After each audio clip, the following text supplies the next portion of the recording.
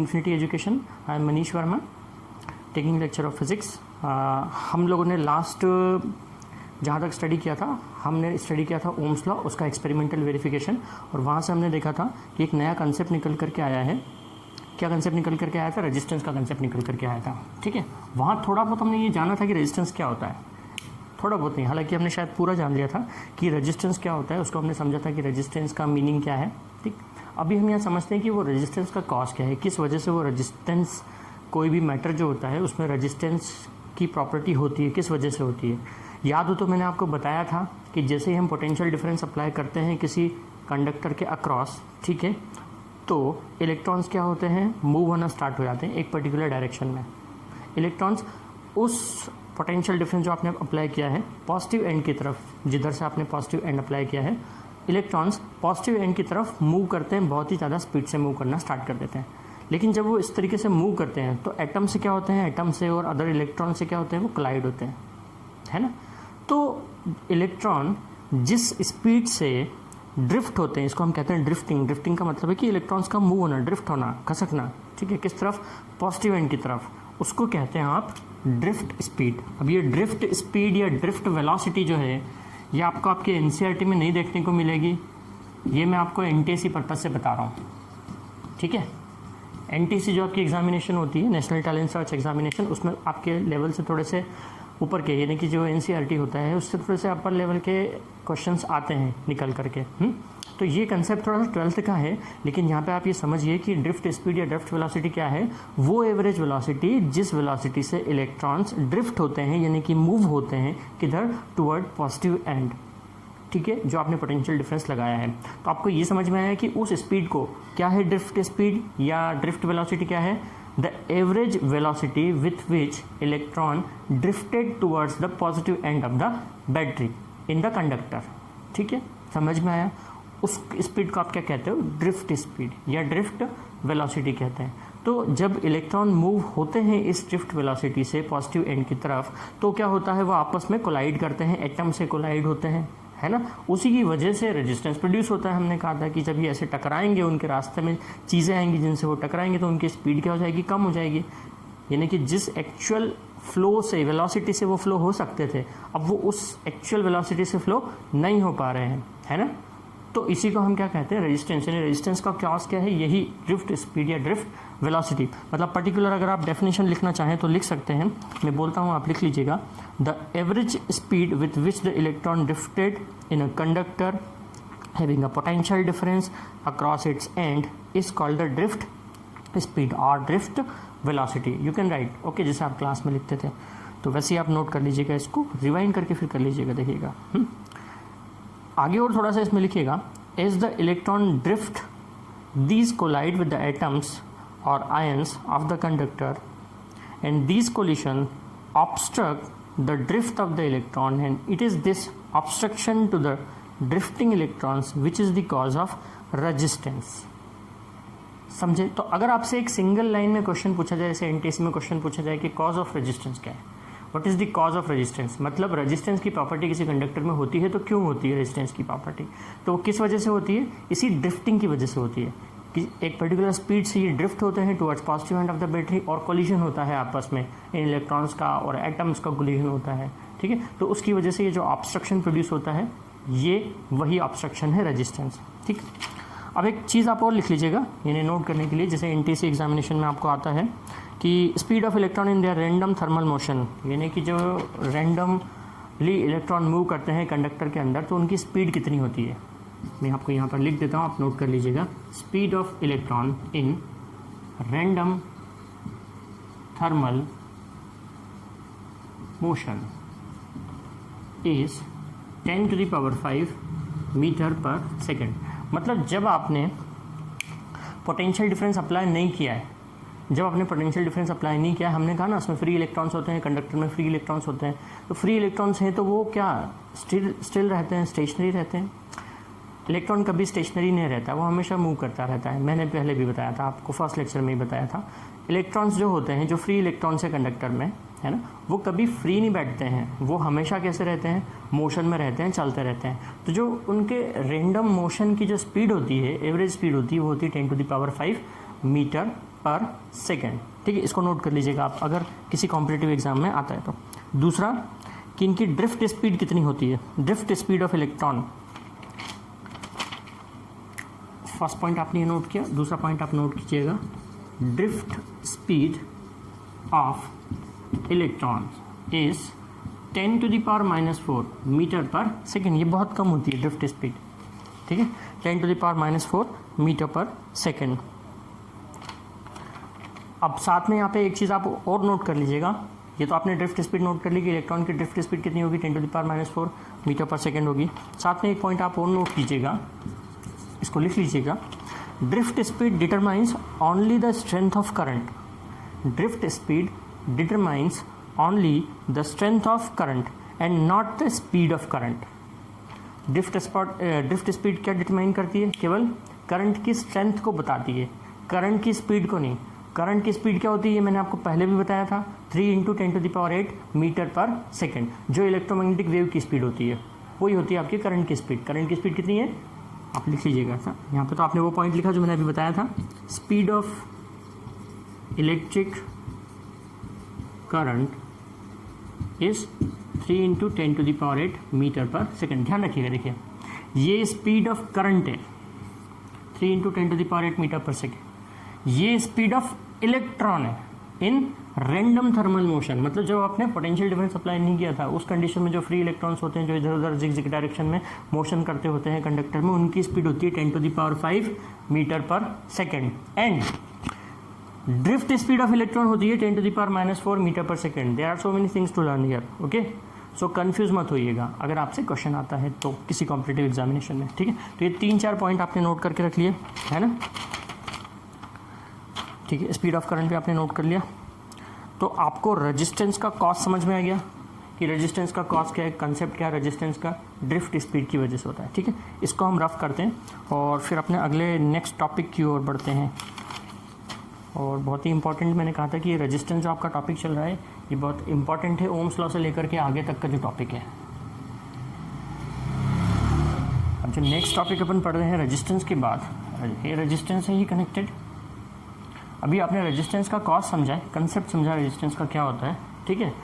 इन videos को अच्छे से देखा कीजिए, 2-2, 3-3 बार देखा कीजिएगा। जितनी बार आप देखेंगे उतनी बार आपको एक नया कंसेप्ट समझ में आता जाएगा। ऐसा नहीं कि सिर्फ एक बार देख करके आप इसको छोड़ दें, ठीक है। कभी भी ऐसा मत कीजिएगा कि बस एक बार देखा, सुना, समझा और बस फिर हमने पढ़ लिया, लर्न कर लिया। नहीं, आप हर वीडियो को देखिए, 2-2, 3-3 बार देखिए, तो आपको और ज़्यादा अच्छे से समझ में आता जाएगा, ओके। अभी हम समझेंगे फैक्टर्स अफेक्टिंग रेजिस्टेंस। ये ना रेजिस्टेंस किन किन फैक्टर्स पे डिपेंड करता है। अभी आपने रेजिस्टेंस को समझा था कि रेजिस्टेंस क्या होता है, अब ये किन फैक्टर्स पे डिपेंड करता है हम वो समझने वाले हैं, ठीक है। तो रेजिस्टेंस तो आपको अच्छे समझ में आया था ना। हमारी इंक भी ख़त्म हो रही है, शॉप्स सारी बंद है, लॉकडाउन है, बाहर सारी शॉप्स बंद है। हम there are few drops. Factors affecting the resistance, ठीक है। आइए अब देखिए रेजिस्टेंस क्या था, हमने बताया था आपको कि एक फंडामेंटल प्रॉपर्टी होती है मैटर की, एक फंडामेंटल प्रॉपर्टी होती है, उसी को हम रेजिस्टेंस कहते हैं। यानी कि मैटर है तो रेजिस्टेंस है, मैटर नहीं हो रेजिस्टेंस होगा नहीं। पहले सपोज, ठीक है, अब ये जिस भी मैटर से बना हुआ, हालांकि ये कंडक्टर नहीं है, ये तो इंसुलेटर है, प्लास्टिक का है। सपोज ये कोई एक मेटल रॉड होती है ना, ये मेटल रॉड है। इस मेटल रॉड जैसी अभी ये है, जिस सिमेट्री में अभी ये है, अगर इस रॉड की लेंथ थोड़ी सी और ज़्यादा होती तो इसमें थोड़ा और ज़्यादा मैटर होता। जैसे अभी ये सपोज़ 20 ग्राम का है, सपोज़ 20 ग्राम का है ये, और अगर ये 20 ग्राम की बजाय 40 ग्राम का होता है ना, 40 ग्राम का होता, तो यानी कि इसमें मैटर और ज़्यादा होता। मैटर और ज़्यादा होता तो रेजिस्टेंस क्या होता, और ज़्यादा होता। भाई आप रोड पर जितना ज़्यादा चलेंगे उतना ही ज़्यादा आपके जो व्हीकल्स है गाड़ी के, उसमें फ्रिक्शन लगेगा। मैंने रेजिस्टेंस को किससे रिलेट किया था, फ्रिक्शन से रिलेट किया था। फ्रिक्शन से रिलेट करके आपको एक्सप्लेन किया था, है ना। तो जितना ज़्यादा मैटर है उतना ही ज़्यादा क्या होगा, रेजिस्टेंस होगा। यानी कि जो कंडक्टर है उसकी लेंथ अगर आपने जितनी ज़्यादा इंक्रीज़ कर दी तो उतना ही रेजिस्टेंस उसका क्या हो जाएगा, इंक्रीज़ हो जाएगा। देखिए अगर एक कंडक्टर जो है वो लीनियर कंडक्टर है, यानी कि सपोज इस टाइप का, जैसे कि रॉड होती है है ना। और ये रॉड पहले 2 मीटर की थी, अब 3 मीटर की हो गई, या 4 मीटर की हो गई, या 10 मीटर की हो गई, तो ऑब्वियसली इसकी लेंथ के बढ़ने के साथ साथ इसका रेजिस्टेंस भी क्या होगा, इंक्रीज होगा। क्यों? क्योंकि क्वांटिटी ऑफ मैटर इसमें क्या हो रही है, बढ़ रही है। समझे? अगर इस रॉड को किसी तरह से स्ट्रेच कर दिया जाता, यानी कि इसकी लेंथ स्ट्रेच करके हम बढ़ा देते, खींच के बढ़ा देते, तो क्या मैटर बढ़ता? मैटर तो जितना था उतना ही होता। उस कंडीशन में इसका रेजिस्टेंस चेंज नहीं होता, इंक्रीज नहीं होता। लेंथ इंक्रीज होने का ये मतलब है कि इसमें अमाउंट ऑफ मैटर भी इंक्रीज हो। ठीक है, इसको स्ट्रेच करके आपने बोला कि मैंने इसको स्ट्रेच करके लंबा कर दिया, अब तो इसकी लेंथ इंक्रीज हो गई तो रेजिस्टेंस इंक्रीज हो जाएगा, तो जी नहीं। ठीक है, स्ट्रेच करके लंबा करने से इसके अंदर जो जितना मैटर था वो तो चेंज नहीं हुआ, है ना, वो जितना था उतना ही है, तो फिर रेजिस्टेंस चेंज नहीं होगा। ठीक है, तो सबसे पहला जो फैक्टर है जिस पर रेजिस्टेंस डिपेंड करता है वो है length of conductor, and resistance is directly proportional to the length of conductor. जितनी ज़्यादा लेंथ होगी कंडक्टर की उतनी ज़्यादा उसका रेजिस्टेंस होगा। ठीक, सेकेंड क्वांटिटी जिस पर रेजिस्टेंस डिपेंड करता है। ठीक है, अब मैं इसको एक एग्जांपल से समझाता हूँ आपको कि सपोज आप एक रूम में बंद है, आपकी क्लास का रूम है, स्कूल का या कोचिंग का आपका रूम है। ठीक है, उसका एक गेट है, सिर्फ एक सिंगल गेट है, और आप सपोज क्लास में 30 स्टूडेंट्स है, 40 50 स्टूडेंट्स है, जितने भी नंबर ऑफ़ स्टूडेंट्स हैं, क्लास का एक गेट है। एक ही गेट से आप सब लोग निकल सकते हैं और आ सकते हैं। ठीक है, उस रूम में से बहुत देर लेक्चर हो गया, 2-3 घंटे का एक लेक्चर हो गया, ऑब्वियसली आप बोर हो गए उस लेक्चर से कि इतना लंबा चला गया लेक्चर, अब बाहर निकलना है, हमें एकदम से बाहर निकलना है, अब तो हमें बस छोड़ दीजिए सर, प्लीज़ रहम कीजिए। ठीक है, तो जैसी क्लास एंड होगी सारे के सारे भागेंगे उस गेट से निकलने के लिए। सपोज 50-60 स्टूडेंट हैं। ठीक है, अब पूरे के पूरे स्टूडेंट अगर एक साथ उस गेट से निकलने के लिए भागेंगे तो एक बार में 2 से 3 स्टूडेंट निकल पाएंगे, इतनी स्पेस होती है, बस 2 से 3 स्टूडेंट ही निकल पाते हैं, फिर उसके पीछे 2-3, फिर 2-3, फिर 2-3, फिर 2-3, ऐसे करके आप निकलेंगे। ठीक है, अगर ऐसा किया जाए कि वो जो गेट है ना, जितना बड़ा वो गेट है उसको थोड़ा सा बड़ा कर दीजिए, तोड़ दिया आपने, दीवार तोड़ दी। अब गेट पहले इतना ही बड़ा था निकलने के लिए, अब गेट इतना बड़ा हो गया, तो बताइए पहले सिर्फ 2-3 स्टूडेंट ही निकल पा रहे थे एक बार में से, अब 6-7 स्टूडेंट एक साथ निकल जाएंगे, इस बार निकल जाएंगे, है ना। क्या समझ में आया?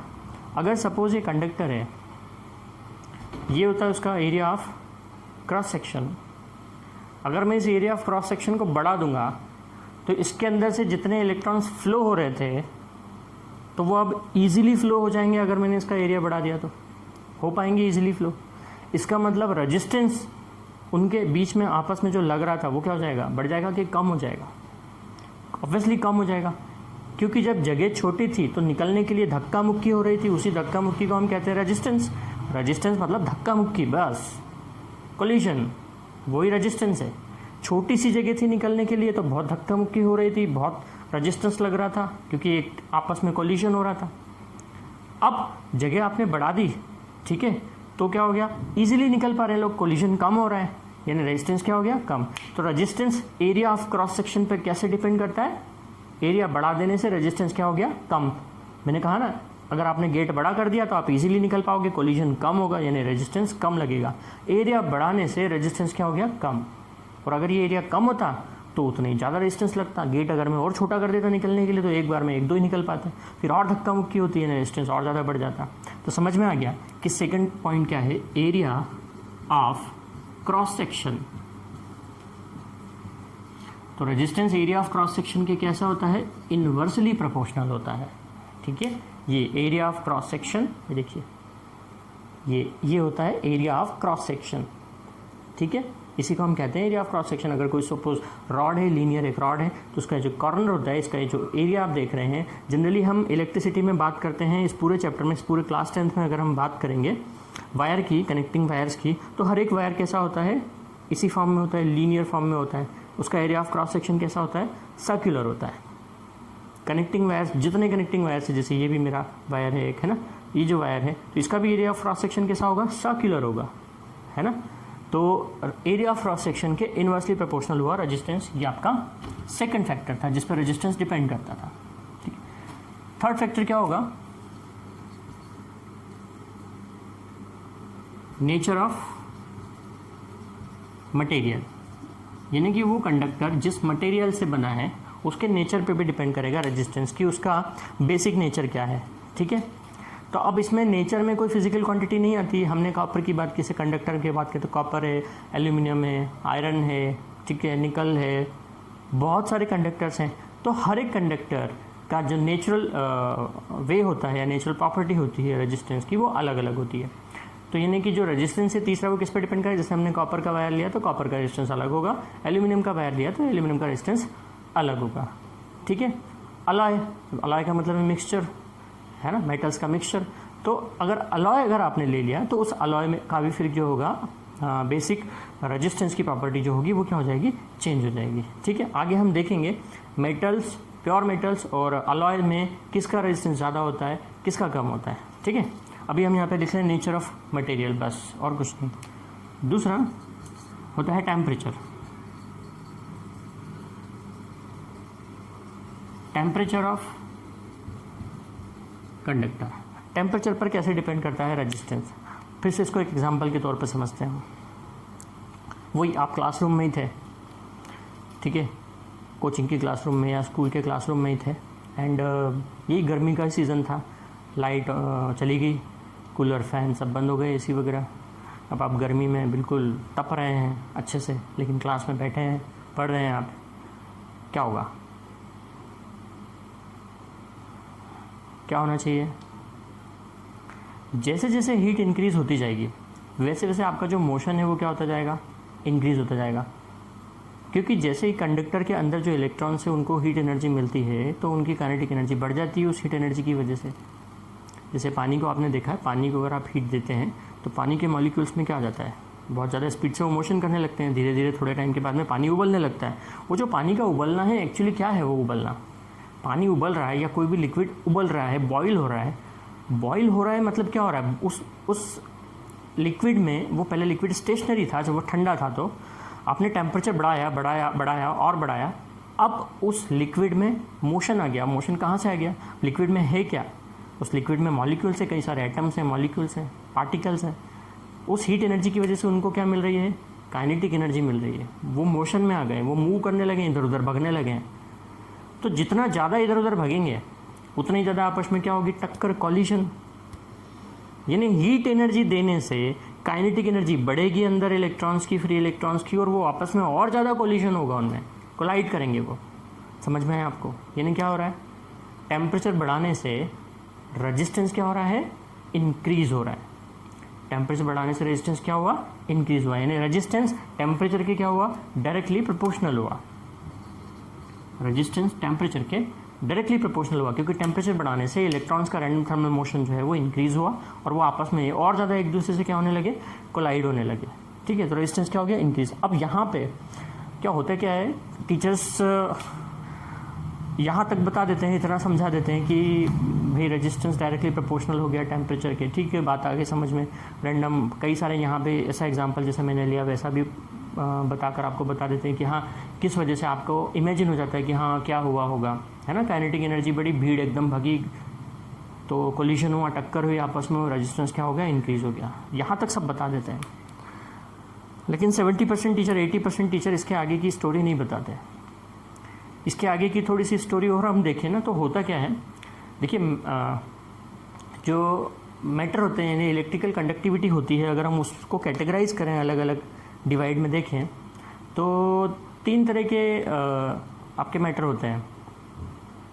एक जिनको आप जैसे कहते हैं कंडक्टर्स हैं, जो इलेक्ट्रिकली कंडक्टर्स हैं यानी कि जिनमें इलेक्ट्रिक करंट फ्लो हो सकता है। दूसरे होते हैं इंसुलेटर्स, जिनमें इलेक्ट्रिक करंट कुछ भी कर लें आप फ्लो नहीं होता है, जैसे कि ये प्लास्टिक है, ओके। लेकिन तीसरे होते हैं एक सेमी कंडक्टर्स। सेमी कंडक्टर्स क्या होते हैं, जैसे अगर आपने नाम सुना हो तो सेमी कंडक्टर्स का, अभी तक आपने शायद कंसेप्ट पढ़ा नहीं होगा सेमी कंडक्टर्स का कि सेमी कंडक्टर्स क्या होते हैं। 12th में कंसेप्ट आता है इसका, सेमी कंडक्टर्स का। सेमी कंडक्टर जैसे कि नाम में दिख रहा है ना आपको, सेमी कंडक्टर, इसका मतलब क्या है? वो आधे कंडक्टर हैं आधे नहीं है, ऐसा है क्या? नहीं, ऐसा नहीं होता है।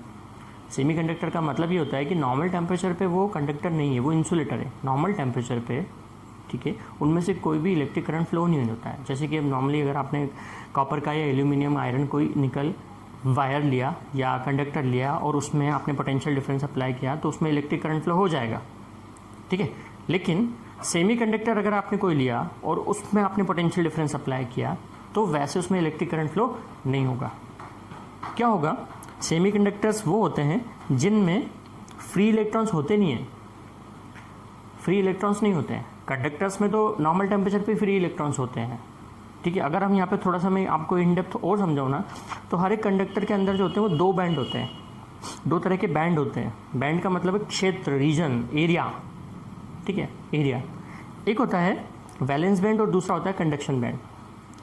जब तक फ्री इलेक्ट्रॉन कंडक्शन बैंड में नहीं जाता है वो मोशन के लिए फ्री नहीं होता, घूमने के लिए। जैसे आप कंटेनमेंट एरिया में, अभी अगर हम अभी की बात करें तो जैसे कोई कंटेनमेंट एरिया में, तो उसके लिए वो बाउंड्री सील है, वो कंटेनमेंट एरिया के बाहर नहीं जा सकता। अभी कोरोना चल रहा है ना, सब जगह पे लॉकडाउन है। कंटेनमेंट एरिया मतलब जहाँ पे कोरोना का पॉजिटिव मरीज है उसके घर के आसपास का एरिया बंद कर देते हैं, क्लोज कर देते हैं।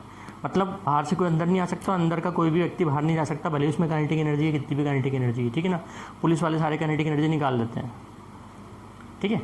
तो वो उस कंटेनमेंट एरिया से बाहर नहीं जा सकता। अब क्या, मैटर में भी ये दो टाइप के बैंड होते हैं। बैंड का मतलब मैंने बताया क्षेत्र या एरिया। वैलेंस बैंड जहाँ इलेक्ट्रॉन्स तो हैं लेकिन वो मूव नहीं कर सकते हैं, फ्री इलेक्ट्रॉन्स नहीं है। जब वो इलेक्ट्रॉन को थोड़ी सी भी एनर्जी मिलती है तो वो उस वैलेंस बैंड से निकल के कंडक्शन बैंड में आ जाता है। कंडक्शन बैंड में आज आने वाले जो इलेक्ट्रॉन होते हैं, जो कंडक्शन बैंड में इलेक्ट्रॉन्स होते हैं, वो फ्री इलेक्ट्रॉन्स होते हैं, वो मूव कर सकते हैं सब जगह पे। तो जो कंडक्टर्स हैं उसमें ऑलरेडी फ्री इलेक्ट्रॉन्स होते हैं कंडक्शन बैंड में, इसलिए पोटेंशियल डिफरेंस अप्लाई करते से इलेक्ट्रिक करंट फ्लो हो जाता है। लेकिन ऐसे जो इंसुलेटर्स होते हैं, ये प्लास्टिक है जैसे, ठीक है, लकड़ी हो गई, है, वुडन है ना, इनमें क्या है, कंडक्शन बैंड में फ्री इलेक्ट्रॉन होते ही नहीं है। और आप चाहे जितना टेम्परेचर बढ़ा लें, चाहे जितनी काइनेटिक एनर्जी दे दें, इसमें से वैलेंस बैंड में से इलेक्ट्रॉन निकल के कंडक्शन बैंड में पहुंच ही नहीं पाते, क्योंकि एनर्जी लेवल में बहुत ज़्यादा डिफरेंस होता है। वैलेंस बैंड और कंडक्शन बैंड का जो एनर्जी डिफरेंस है वो बहुत ज़्यादा होता है। आप वैलेंस बैंड में रहने वाले इलेक्ट्रॉन्स को चाहे जितनी काइनेटिक एनर्जी दे दें, वो उछल के कंडक्शन बैंड तक नहीं आ पाते। ये दोनों में गैप बहुत है, इसको बोलते हैं फॉरबिडन एनर्जी गैप, ठीक है, फॉरबिडन एनर्जी गैप। तो वैलेंस बैंड में रहने वाले इलेक्ट्रॉन्स कंडक्शन बैंड में नहीं आ सकते, आते ही नहीं है, आ ही नहीं सकते, चाहे जितना टेम्परेचर आप बढ़ा दें। उनको कहते हैं इंसुलेटर्स, इसलिए उनमें इलेक्ट्रिक करंट फ्लो नहीं होता। तो ये दोनों आपको अच्छे समझ में आ गए, कंडक्टर और इंसुलेटर्स, वैलेंस बैंड और कंडक्शन बैंड की थ्योरीज है। अब जो तीसरा टाइप मैंने आपको बताया, सेमी कंडक्टर्स, इन दोनों के बीच के होते हैं, वो कंडक्टर्स और इंसुलेटर्स के बीच के। इनमें ये जो एनर्जी गैप होता है वैलेंस बैंड और कंडक्शन बैंड का, जो बीच का जो एनर्जी गैप होता है वो बहुत ज़्यादा नहीं होता। नॉर्मल टेम्परेचर पे इसमें कंडक्शन बैंड, ये जो मेरा अपर हैंड है दिख रहा है आपको, कंडक्शन बैंड में कोई फ्री इलेक्ट्रॉन्स नहीं है। लेकिन जब आप टेम्परेचर बढ़ाते हैं ना, हीट एनर्जी देते हैं, तो जो वैलेंस बैंड के इलेक्ट्रॉन हैं उनको काइनेटिक एनर्जी मिलती है उससे, और वो जंप करके कंडक्शन बैंड में आ सकते हैं। जैसे ही वो कंडक्शन बैंड में आएंगे तो वो फ्री इलेक्ट्रॉन्स हो गए। अब अगर आपने पोटेंशियल डिफरेंस अप्लाई करा है तो क्या होगा, इलेक्ट्रिक करंट फ्लो हो जाएगा। उनको बोलते हैं आप सेमी कंडक्टर्स। समझ में आ गया आपको ये कैटेगरी वाइज तीनों चीज़ें, कंडक्टर, इंसुलेटर और सेमी कंडक्टर। सेमी कंडक्टर मतलब इनमें जो वैलेंस बैंड और कंडक्शन बैंड है, इन दोनों के बीच का फॉरवर्ड एनर्जी गैप कम होता है। वैलेंस बैंड के इलेक्ट्रॉन्स को जैसी हीट एनर्जी मिलती है वो कंडक्शन बैंड में आ जाते हैं और फ्री होते हैं मूव करने के लिए। तो इसलिए हीट एनर्जी देने से सेमी कंडक्टर्स का क्या हुआ, अब जैसे यहाँ पे रेजिस्टेंस की बात कर रहे थे हम, तो सेमी कंडक्टर के केस में टेम्परेचर बढ़ाने से रेजिस्टेंस कम हो गया था, तभी तो करंट फ्लो होने लगा। नॉर्मल टेम्परेचर पे सेमी कंडक्टर में करंट फ्लो नहीं हो रहा था। यानी करंट फ्लो कब नहीं होगा, जब रेजिस्टेंस बहुत ज़्यादा होगा, मतलब इलेक्ट्रॉन उधर से आ रहे होंगे लेकिन उनको इतने फोर्स से रोक दिया जाएगा कि वो फ्लो ही नहीं हो पाएंगे। तो भाई इलेक्ट्रिसिटी फ्लो नहीं हो रही, इलेक्ट्रिसिटी फ्लो नहीं हो रही, इसका मतलब रेजिस्टेंस बहुत ज़्यादा है। आप बहुत रेस दिए जा रहे हो, बहुत गाड़ी को एक्सेलरेट किए जा रहे हो, लेकिन गाड़ी चल ही नहीं रही। क्यों? क्योंकि सामने से रेजिस्टेंस इतना ज़्यादा लगा हुआ है कि आप चला ही नहीं पा रहे हो, करंट फ्लो नहीं हो रहा है, इसका मतलब रेजिस्टेंस बहुत ज़्यादा है। सेमीकंडक्टर में नॉर्मल टेम्परेचर पे करंट फ्लो नहीं होता है। क्यों? रेजिस्टेंस ज़्यादा है। आपने हीट एनर्जी दी तो सेमीकंडक्टर में करंट फ्लो होने लग गया, मतलब रेजिस्टेंस क्या हो गया? कम। तो सेमीकंडक्टर के केस में ये बात उल्टी हो गई जो मैंने अभी बताई। मतलब ये जो चीज़ है ये किसके लिए ट्रू है? ये कंडक्टर्स के लिए ट्रू है। R is directly proportional to temperature. Conductors के केस में टेम्परेचर बढ़ाने से रेजिस्टेंस बढ़ जाएगा, लेकिन सेमीकंडक्टर के केस में टेम्परेचर बढ़ाने से रेजिस्टेंस क्या हो जाएगा? कम हो जाएगा।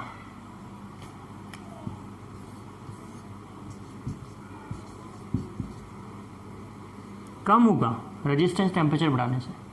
लेकिन जब वो एक बार कंडक्टर की कैटेगरी में आ गया और उसके बाद भी आप और ज़्यादा रेजिस्टेंस बढ़ाए जा रहे हैं, तो फिर टेम्परेचर बढ़ाए जा रहे हैं, तो फिर रेजिस्टेंस बढ़ना शुरू हो जाएगा। क्यों? क्योंकि अब भीड़ बहुत सारी इकट्ठी हो गई वैलेंस कंडक्शन बैंड में इलेक्ट्रॉन्स की।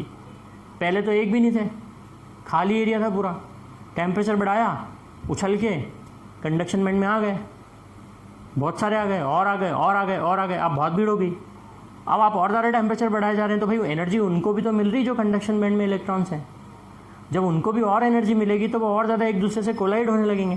तो यानी अब कंडक्शन बैंड में जो फ्री इलेक्ट्रॉन्स थे, जिनके पास जो फ्री थे मूव करने के लिए, है ना, अब वो आपस में कोलाइड होने लगे। तो रेजिस्टेंस क्या हो गया? अब बढ़ गया, क्योंकि करंट कम फ्लो होने लगा वापस से।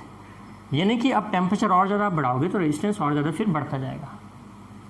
तो यानी कि ये बात हम जो यहाँ पे कह रहे हैं कि R is directly proportional to temperature, this fact is not absolute, this fact is relative, this fact is not absolute. Understood? समझ में आया आप लोगों को, है ना, कि ये कंडक्टर्स के लिए तो ट्रू था, लेकिन सेमीकंडक्टर के लिए ये चीज़ ट्रू नहीं है। सेमीकंडक्टर के लिए टेम्परेचर बढ़ाने से रेजिस्टेंस कम हो रहा था पहले, और फिर उसके बाद बढ़ेगा। ठीक है, तो यहाँ तक आपको समझ में आ गया होगा, ये कंसेप्ट आपको समझ में आया होगा, आई होप। तो ये थे 4 फैक्टर जिन पे रेजिस्टेंस डिपेंड करता है। ठीक है, अब इनकी हेल्प से एक नया कंसेप्ट हम निकालते हैं। देखिए, हमने कहा रेजिस्टेंस डायरेक्टली प्रोपोर्शनल है किसके? लेंथ ऑफ कंडक्टर के। एंड रेजिस्टेंस इन्वर्सली प्रोपोर्शनल है एरिया ऑफ क्रॉस सेक्शन के। तो अगर हम इन दोनों को मिला दें, एक मिनट, हाँ,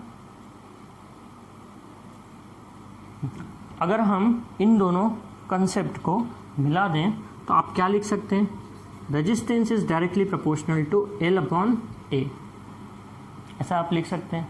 ठीक है, अब जैसे ही आपने यहाँ से प्रोपोर्शनलिटी सिंबल हटाया तो क्या आता है? एक कांस्टेंट। उस कांस्टेंट को आप यहाँ पर लिखते हैं, एक नया सिंबल है ये, इस सिंबल को कहते हैं रो। मैं यहाँ साइड में अलग से लिखता हूँ, ये ग्रीक लेटर है, ग्रीक लेटर, इसे क्या बोलते हैं आप? रो, RHO, रो।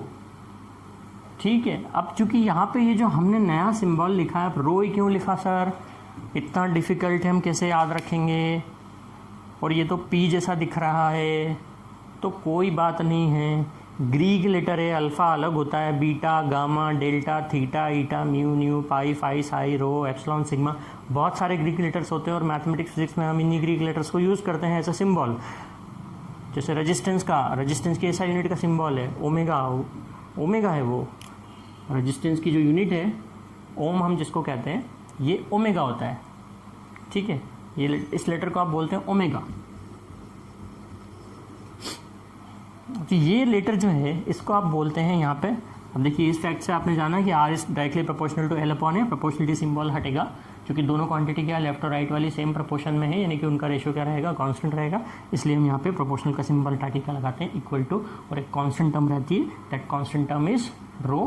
वह आप यहाँ पे लिखेंगे, मैं यहाँ पे लिख दिया हूँ, ये आप नोट कर लीजिएगा कि इस सिंबल का नाम क्या है? रो है। ठीक है, इसके बाद मैं आपको इस तरफ लिख रहा हूँ कि where rho is constant called specific resistance. क्या कहते हैं आप इसको? स्पेसिफिक रेजिस्टेंस, या इसका दूसरा नाम है resistivity. So this rho is called resistivity और specific resistance of the conductor. यहाँ से एक नई फिजिकल क्वांटिटी आ गई, रो, जिसको हम कहते हैं रेजिस्टिविटी। तो अगर हम यहाँ से रो देखें कि रो की वैल्यू क्या होगी, इसको मैं ऊपर से रफ करता हूँ, ये आप लिख लीजिएगा, नोट कर लीजिएगा।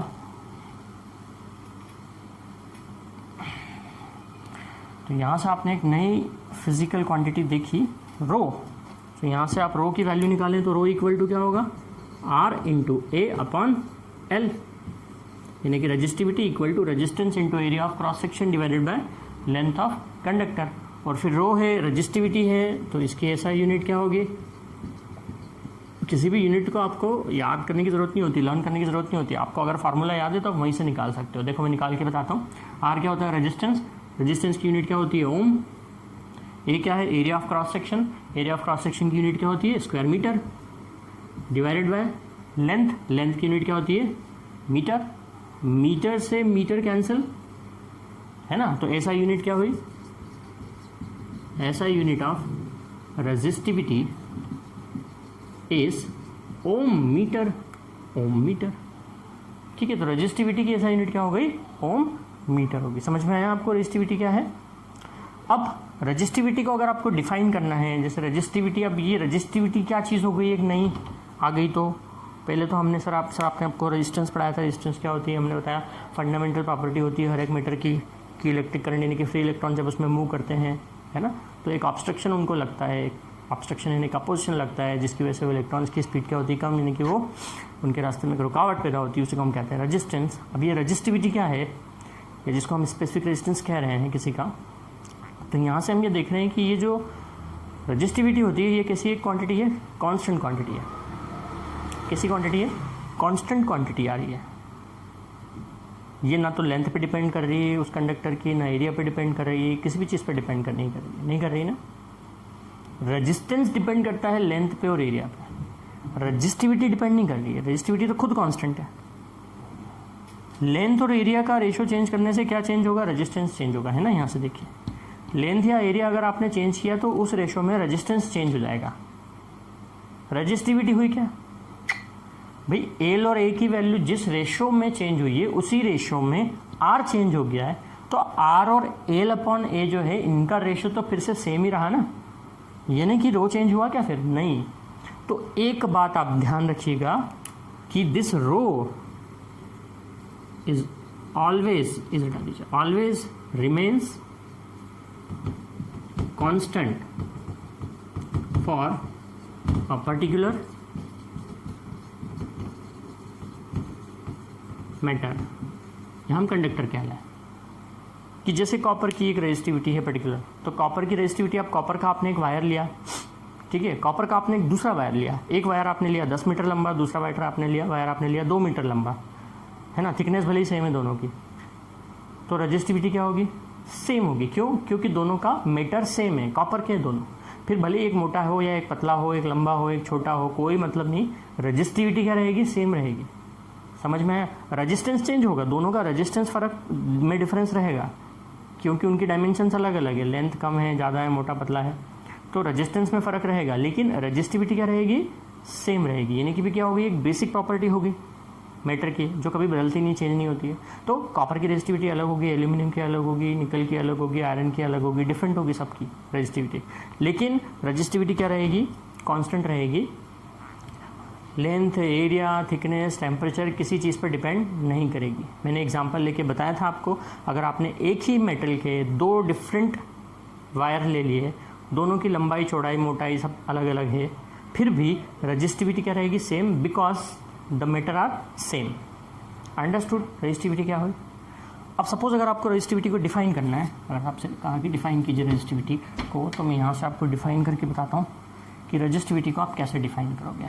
ठीक है, अगर आपसे बोला डिफाइन रेजिस्टिविटी, तो आप कैसे डिफाइन करोगे, आप ऐसा लिखोगे कि अगर जो कंडक्टर आपने लिया है उसकी लेंथ कितनी हो जाए, 1 मीटर हो जाए, और एरिया भी क्या हो जाए, 1 स्क्वायर मीटर हो जाए, तो उस कंडीशन में रेजिस्टिविटी किसके इक्वल हो जाएगी। यहाँ से फार्मूले से देखिए, ए की वैल्यू भी 1 हो गई, एल की वैल्यू भी 1 हो गई, तो रेजिस्टिविटी किसके इक्वल हो गई, आर के इक्वल हो गई। हेंस आप कैसे डिफाइन कर सकते हैं रेजिस्टिविटी को, hence resistivity of a conductor is the resistance offered by the conductor of unit length and unit area of cross section. आप इस तरीके से डेफिनेशन लिख सकते हैं रेजिस्टिविटी की, है ना। रेजिस्टिविटी किसके इक्वल है? रेजिस्टेंस के, उस कंडक्टर के रेजिस्टेंस के। कौन सा कंडक्टर? जिसकी लेंथ और एरिया दोनों क्या थे? यूनिट, यानी कि 1। तो यहाँ से आप डेफिनेशन लिख सकते हैं किसकी? रेजिस्टिविटी की डेफिनेशन लिख सकते हैं। ठीक, समझ में आया आपको, है ना। तो नेक्स्ट लेक्चर में हम डिस्कस करेंगे इस रेजिस्टिविटी को और आगे, कि कंडक्टर्स और अलॉय, इनमें से किसकी रेजिस्टिविटी कम होती है, किसकी ज़्यादा होती है। कुछ फैक्ट्स जानेंगे हम कि एक स्पेशल टाइप की जो मेटल्स होती हैं उन्हीं का यूज़ क्यों किया जाता है, कुछ स्पेशल पर्पसेस के लिए, जैसे कि बल्ब होता है। अब बल्ब के अंदर जो आप फिलामेंट देखते हैं, पुराने ज़माने का जो बल्ब होता था वो पीले कलर की जिसमें से लाइट निकलती थी, हम एलईडी की बात नहीं कर रहे हैं, वो येलो वाला जो बल्ब होता था, है ना, जो आजकल हम बहुत कम यूज़ करते हैं। उसमें एक अंदर एक बहुत ही पतला सा आपको वायर दिखता है, वो वायर टंगस्टन का होता है। ठीक है, और किसी वायर में, और किसी वायर का आप उसमें क्यों यूज़ नहीं करते हैं? टंगस्टन का ही क्यों यूज़ करते हैं बल्ब में जो वायर होता है? ठीक है, उसको फिलामेंट कहते हैं। तो टंगस्टन का ही क्यों यूज़ करते हैं? एक स्पेशल मेटल है, क्यों उसी का यूज़ करते हैं, किसी और का यूज़ क्यों नहीं करते हैं? दूसरा हमारे इलेक्ट्रिक प्रेस हो गई, है ना। अब इसमें एक स्पेशल टाइप का मेटल ही क्यों यूज़ करते हैं एज ए हीटिंग एलिमेंट? क्यों यूज़ किया उसको, किसी और को यूज़ क्यों नहीं किया? तो ये सारी प्रॉपर्टीज़ को हम जानेंगे नेक्स्ट लेक्चर में। एंड जानेंगे कॉम्बिनेशन ऑफ रेजिस्टेंसेस, कि कुछ रेजिस्टेंसेस को आपने एक पर्टिकुलर कॉम्बिनेशन में अरेंज कर दिया है, फिर आप इलेक्ट्रिक करंट फ्लो कर रहे हैं, तो फिर उस कॉम्बिनेशन का नेट रेजिस्टेंस क्या होगा, बढ़ जाएगा, कम होगा, क्या होगा। ठीक है, तो नेक्स्ट लेक्चर में हम ये सब डिस्कस करने वाले हैं। Okay, all the very best. उस लेक्चर को आप ध्यान से समझिएगा, पढ़िएगा। ठीक।